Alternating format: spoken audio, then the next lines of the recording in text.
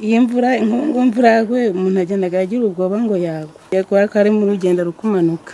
Mu misozi yo mu mudugudu wa Nyabagenzi hejuru cyane yahubatse ikigo cy'ubutore cya Nkumba giherereye mu murenge wa Kinoni ho mu karere ka Burera.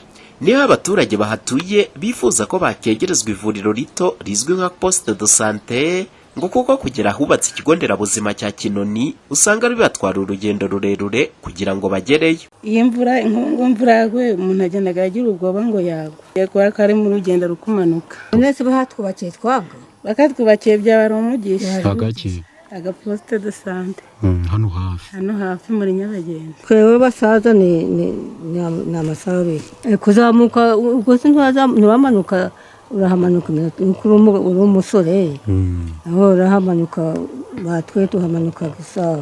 Ukumva ko abaturage ba hano ni nk'inzira karengane. Tugiye ikibazo cyo kuja kwivuza kuba tujaga kure nese numva ikindi cyo kuvunika nyina ko baba bari kure kandi twakagumye kwivuriza hano bugufi ngiye nk'umuntu ya hano.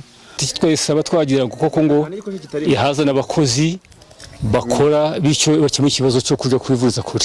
Ahubwo mwatubera nk'ubuvugizi akagiye cyakorwa dusaba ko bafungura hano umuturage ukeneye kwivuza akivuza.